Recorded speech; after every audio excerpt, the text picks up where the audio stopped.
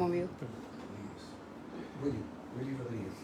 Estamos con Alcides Solís, el gran máster y maestro Javier Dacac y Rubén Morales. Bueno, hoy vamos a hablar de taekwondo en Norte Play para nuestros seguidores. Buenas tardes, bienvenidos a nuestra casa y un gusto que estén aquí con nosotros. Gracias, Willy. Muchas gracias, Willy. Lo básico primero, ¿cuál es la actividad que se va a concretar en el marco del taekwondo, lo que tienen previsto realizar, digamos, en estos días acá? Bueno, mira, él viene a hacer unas gestiones acá a Resistencia, pero invitado por el máster Morales también. Hay una movida también de clases especiales.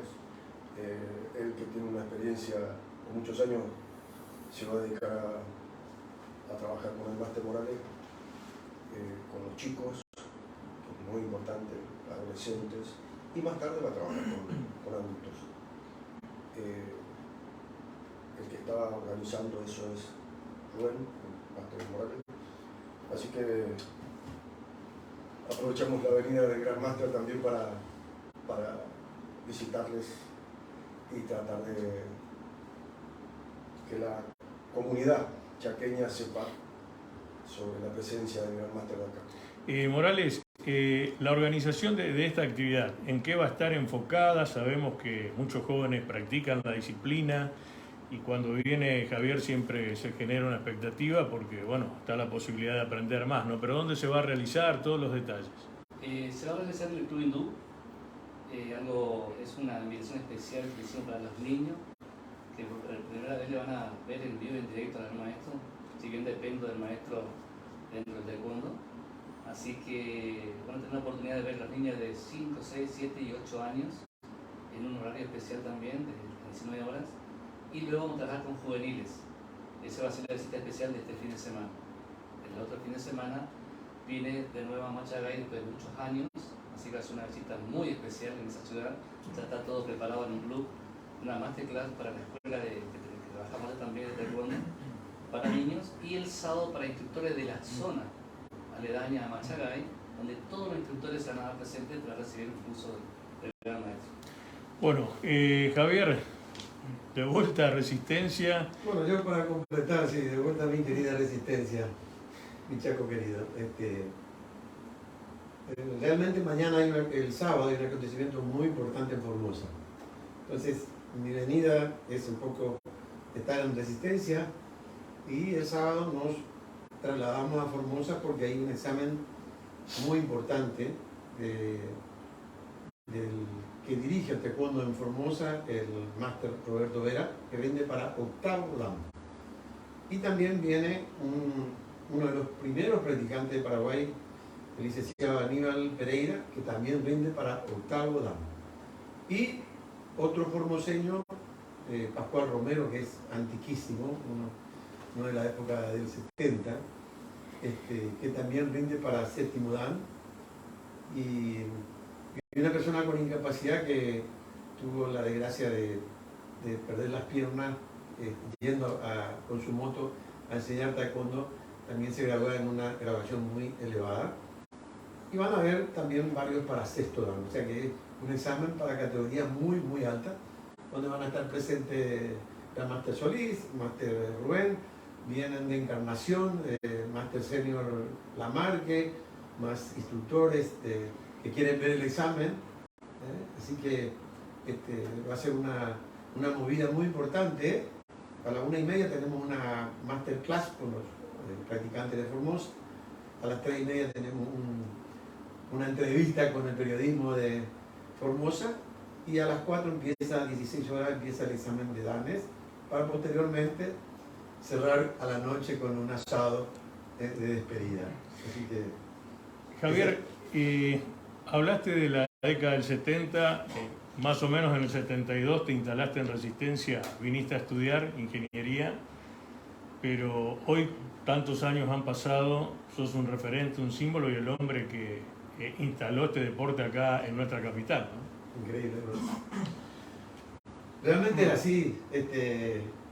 Uno realmente cuando joven, tenía 18 años en esa época, quería ser ingeniero electromecánico para trabajar en Itaipú, en ese entonces era un proyecto, y en Paraguay no había ingeniería electromecánica, solamente ingeniería civil. Vine, ingresé a la UTN, y bueno, yo era el primer dan, yo no practicaba, lógicamente era uno de los primeros practicantes, yo empecé en el 67, como Bubu Lee, mi primer maestro. Entonces, lógicamente, vamos a recordarlo a Carlos Gott, nunca quiero dejar de nombrarlo porque Carlos Gott, que en paz descanse, que en el cielo nos estará iluminando porque era un artista marcial, un gran judoka, a través de un sobrino, Gamarra, que era mi compañero de estudio, que practicaba como yo le enseñaba en el departamento donde yo vivía, a la tarde cuando parábamos un poquito de estudiar. Entonces él se entera de mi presencia y me invita a cenar a su casa. Y voy a la casa de él, entro a una casa, realmente me llamó la atención que en Resistencia Chaco existía una casa oriental, porque era totalmente oriental, con ornamentos orientales. Y bueno, tuve la suerte y el privilegio de conocerlo a Carlos Gott, que trabajaba en ese entonces en la Ford, ahí, frente al Automóvil Club, ¿no? Y entonces me muestra un libro que le regaló Han Chanquín, que es el introductor del taekwondo en Argentina. Entonces me dice, esto es lo que practicas vos, taekwondo. Yo nunca había visto un libro. Entonces veo que él era un intelectual de las artes marciales y un verdadero practicante, estaba vestido con un kimono, toda una ceremonia. Y entonces él me dice, bueno, ¿vas a enseñar esto? No, yo no voy a enseñar, yo vine a estudiar acá. Yo tengo un compromiso con mis padres, con mi familia, de ser ingeniero y volver a mi ciudad. Entonces él me dice, pero ahí en el libro, ahí el general Choi dice que un taekwondista debe trascender en la historia. ¿Y cómo se trasciende? Se trasciende a través de las actividades que uno realiza. Y usted va a trascender porque va a ser el que va a introducir el taekwondo en esta zona del país, especialmente en Resistencia Chaco. Va a ser el introductor. Analícelo y piénselo. Y eso me dejó pensando.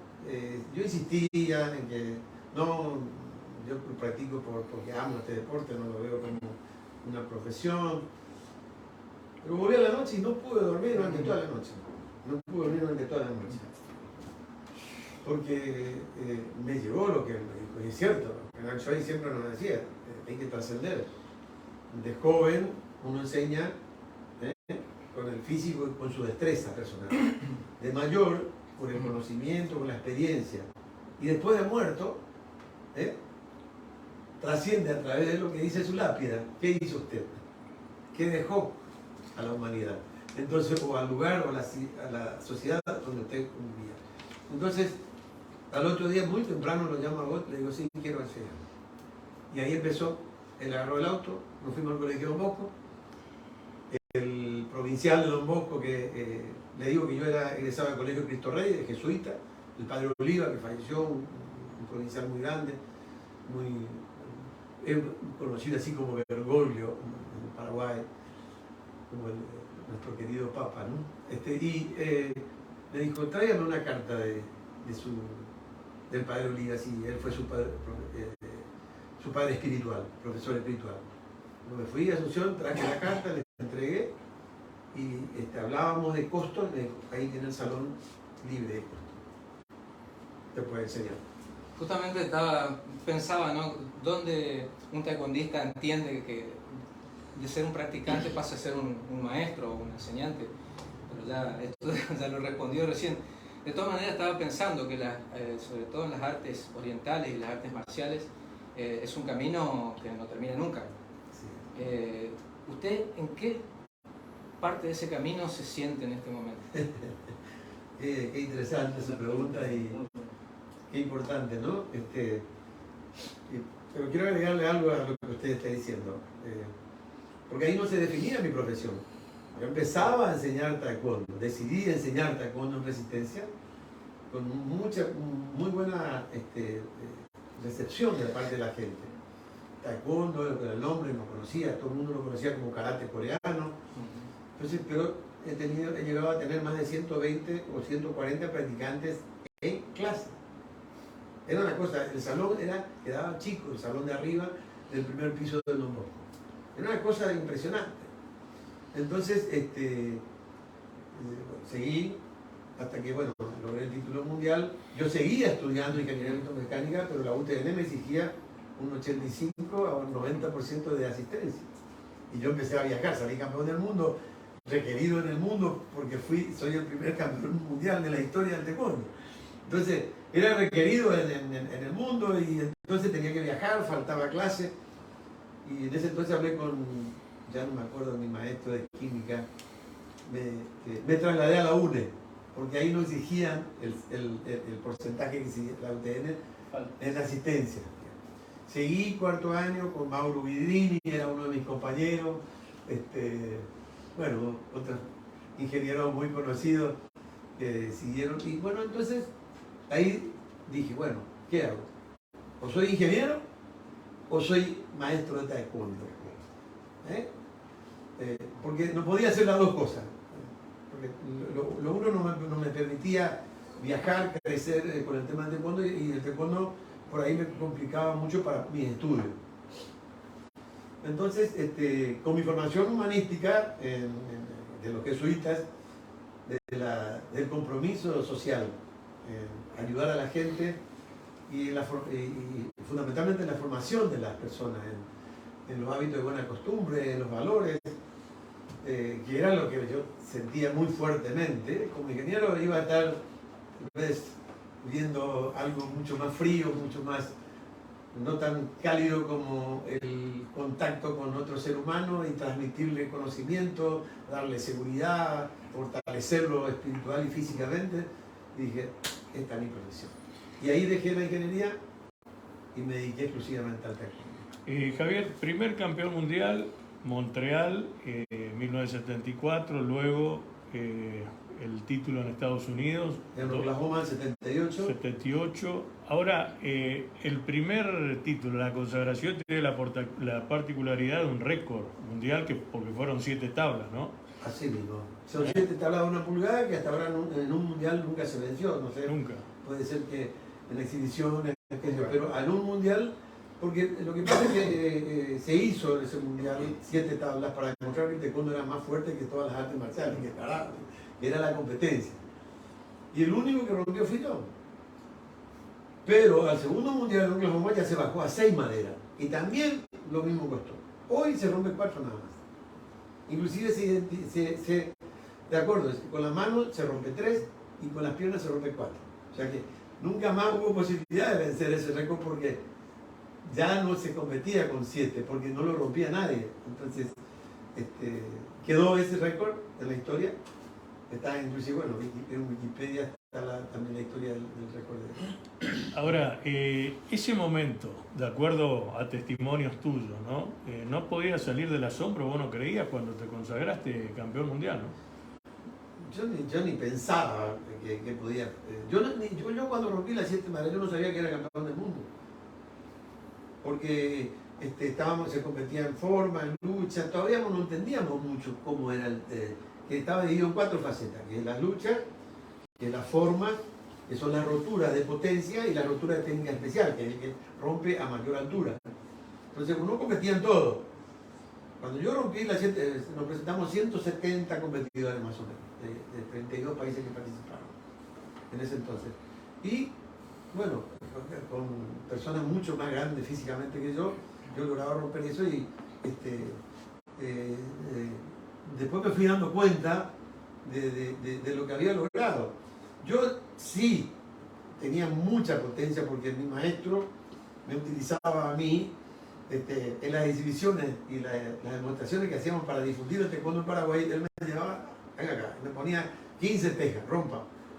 Y me decía, ¿cómo voy a romper? No puedo. Entonces me subía arriba a una silla y llegaba a romper. Entonces yo no pedí nunca a usted lo que usted no puede, me decía. Apenas hablaba castellano. Entonces ahí me di cuenta que yo tenía un poder en el canto de la mano y bueno, y en todo lo que era rotura, ¿no? Entonces, competí en toda, en lucha, en forma, todo, pero sabía que en rotura era mi fuerte. Entonces, bueno, y nunca más nadie pudo vencer ese récord, ¿no? Que quedó para la historia, ¿no? Ahora, ser uno deportista sobresaliente como tu caso, ¿no? Ahora, volcar eso a la enseñanza, porque después vino esa etapa en tu vida y que se mantiene hoy, ¿no? ¿Cómo manejas eso? Porque muchas veces vos sos sobresaliente, pero a lo mejor para transmitir esos conocimientos tuyos a las otras generaciones. Lógicamente que uno va mejorando en su metodología y la pedagogía que uno va utilizando, ¿no? Más allá de que hay un basamiento oriental, lógicamente hay un sistema ceremonioso, protocolar, en el cual uno saluda a la bandera, a las insignias, a lo que lo representa a uno, que se ha perdido mucho, ¿no? En la sociedad, en nuestra vida actual. El saludo al maestro, el saludo a la trayectoria, porque cuando uno saluda, no saluda a una persona porque tiene miedo que le puede pegar, no, lo saludo por el conocimiento que tiene esa persona y por la trayectoria que tiene. Entonces, lógicamente, uno se va nutriendo de otros maestros. Yo me quedé en Canadá con John Chan Kim, el que hizo el mundial, y Park Chun-soo, que introdujo el taekwondo en Estados Unidos, en Alemania primero, que eran dos monstruos, eran dos Messi del taekwondo. Me quedé a practicar con ellos. Y así me fui enriqueciendo, digamos, de otros métodos y otros maestros, aparte de la relación directa que ya tenía con el general Choi, de tener el privilegio de tener clases privadas con él. En el hotel, donde sea, él decía, para aprender no hay momento ni lugar especial. En cualquier momento y en cualquier lugar uno tiene que estar dispuesto a aprender. Entonces, a partir de ahí, bueno, me fui nutriendo en mi conocimiento, en metodologías distintas, con John Rhee en Estados Unidos, que es el introductor de taekwondo en Estados Unidos también. Así que, bueno, eso me dio la capacidad de poder transmitir, por ejemplo, a Solís, que fue 5 veces campeón argentino y llegó a ser el cinturón negro de oro de la revista Judo Karate, que fue la primera revista de artes marciales de Sudamérica prácticamente. Bueno, y Rubén ya es un nieto mío, ¿no? Porque ya viene de ser alumno de otro alumno, o sea que fue creciendo tanto esto que es impresionante el crecimiento que ha tenido. Y bueno, así que esa es la forma que voy transmitiendo, ¿no? Pero uno no enseña con las palabras. Para terminar un poco de redondear esta pregunta, uno enseña con el ejemplo. ¿Cuál es el ejemplo? Que me vean impecable, sin sobrepeso, porque es parte. Como se dice, el hábito hace el monje. Entonces, verme entrenar, verme fuerte, motivar a la gente, y por supuesto, eso es lo que hice. Venir a trabajar con mis alumnos, la práctica y entonces es la mejor manera de transmitir y todo el mundo se prende con eso, por supuesto, ¿no? Entonces, esa es la forma que fui transmitiendo a Enrique Nardelli, que fue campeón también nacional, se cansó a los 46 años, estaba todavía siendo campeón en el Luna Park y se retiró. O sea que tengo grandes practicantes y alumnos que han llegado a recorrer el mundo, ¿verdad?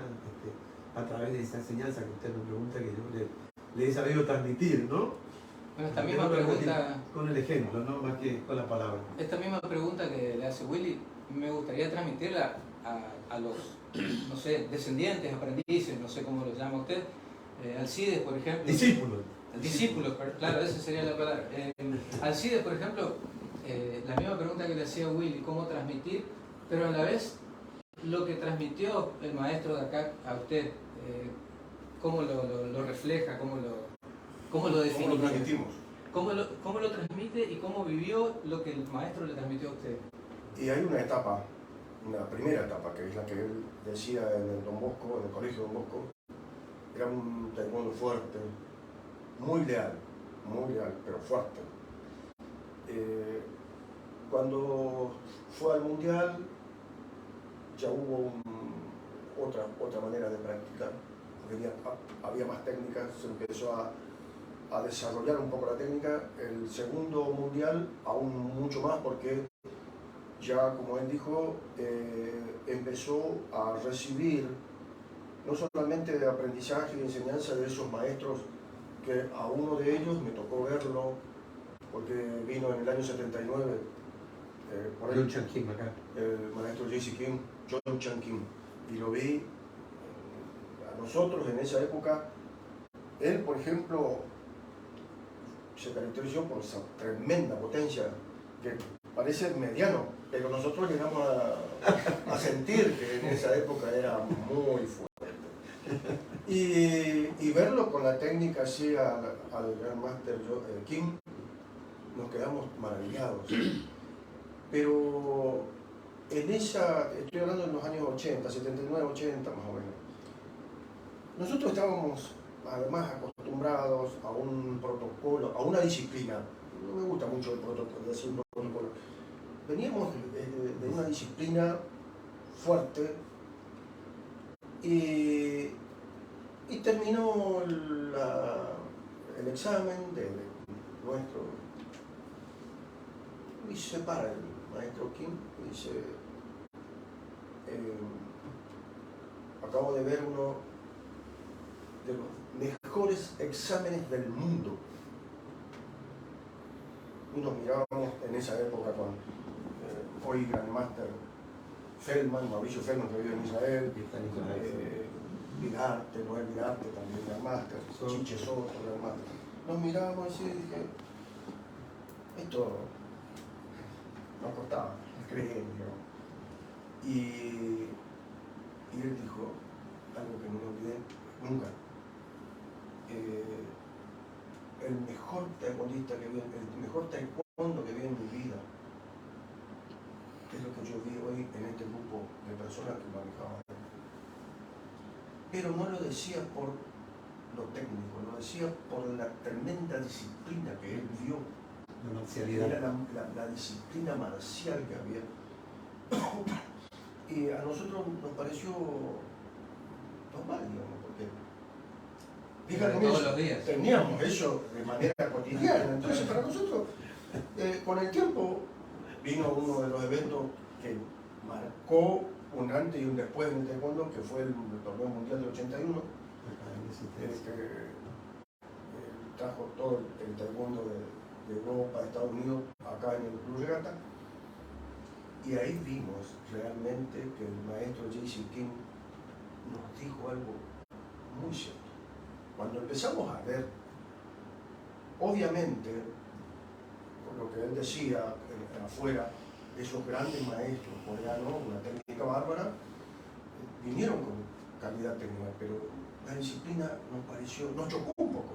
Nos chocó ¿por qué? Porque nosotros tenían incorporado. Nosotros teníamos incorporado una disciplina distinta, muy distinta. Pero ver esa tremenda técnica, era como que nosotros la disciplina la dejábamos así, pero nos maravillaba lo técnico, porque ver toda esa...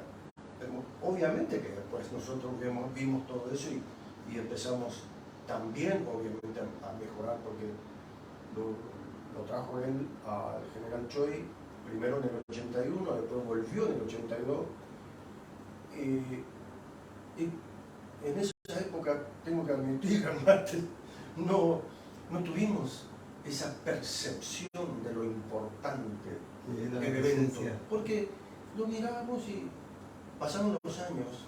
Yo no me acuerdo si fue en el año 94 que me tocó, creo que rendí para el cuarto dan en Buenos Aires. Y bueno, nos vamos con Azucena Sauzón. Y estábamos, ¿cómo les puedo decir? Con el gran maestro de Parcho Unté, en la fila número 14. Número 14. Imposible llegar hasta allá. Y nosotros lo tuvimos acá al general Choi, así.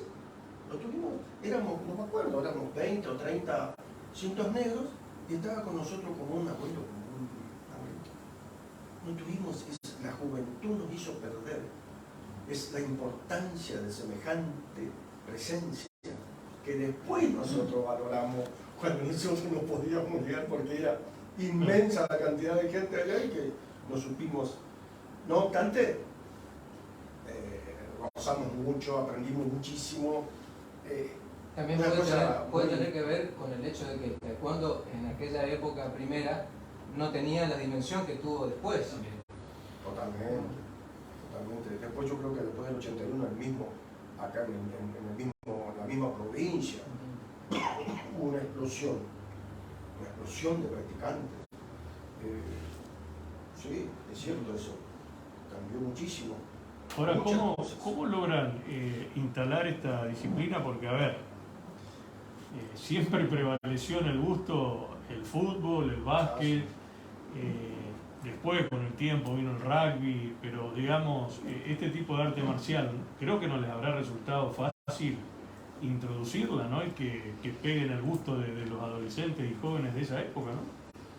De cualquier manera, es un desafío personal muy importante que uno va descubriendo en la práctica.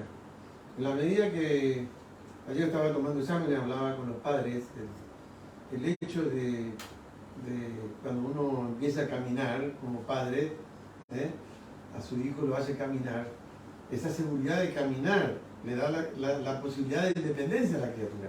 Porque antes, totalmente dependiente, el ser humano es dependiente, no es como el caballo que nace y ya sale caminando. En este caso, nuestra situación es distinta. Y yo creo que lo que más gusta del taekwondo es que, primero, que es una cuestión personal. Como arte estamos hablando. El deporte, la diferencia entre arte y deporte es que el deporte es la superación del hombre por el hombre. Yo tengo que ganar en la autosuperación. Me tengo que ganar a mí mismo. Es mucho más sublime. Es algo maravilloso que podamos lograr en la vida sin tener que ganar a nadie, sin tener que competir con nadie. Qué maravilloso, ¿no?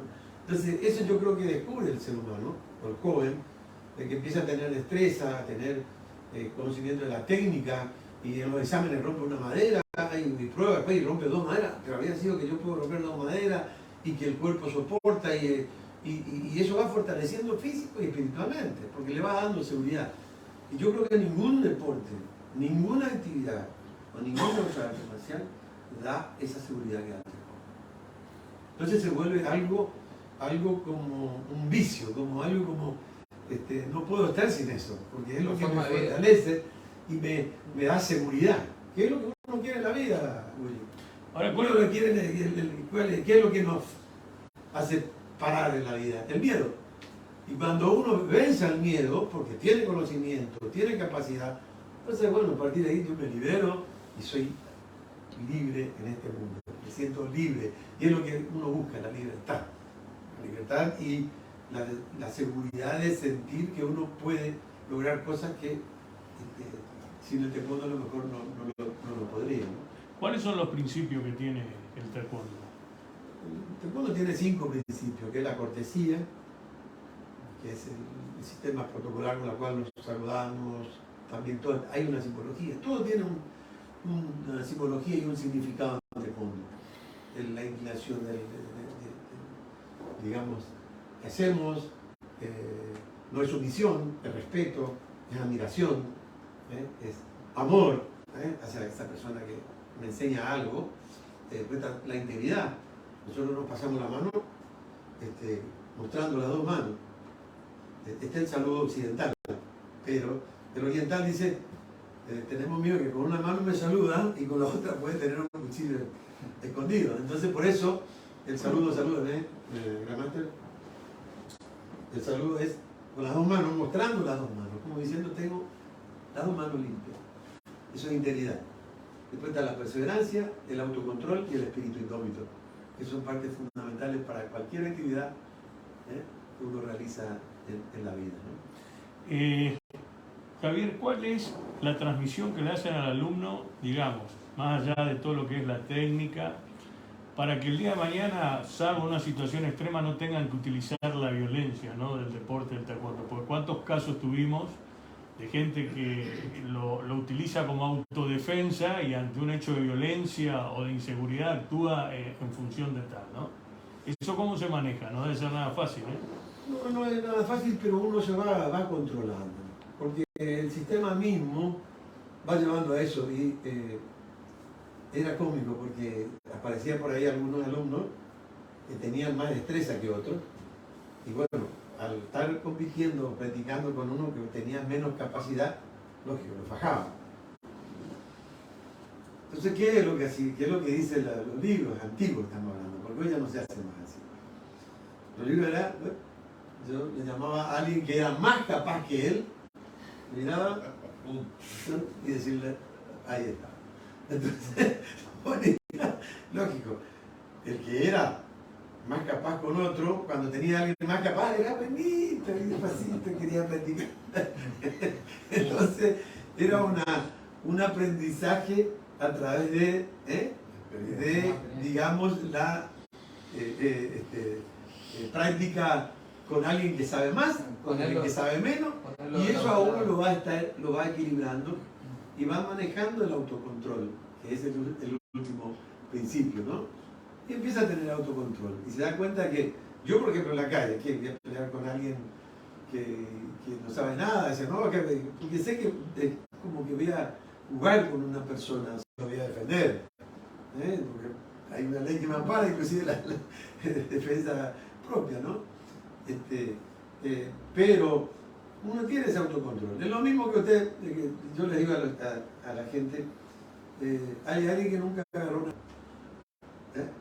Usted quiere jugar con alguien que nunca agarró una raqueta, no quiere ni jugar, porque sabe que no va a poder ni devolverle la pelota. Entonces, es hasta aburrido y monótono querer pelear o pegarle a alguien que no sabe. Entonces, eso trae un autocontrol que lógicamente hace que uno procura evitar la pelea, evito la pelea, y si sigo siendo agredido, muestro una técnica como para decirle, ojo, que soy una persona preparada, y bueno, si te acorralan, como dicen, mata.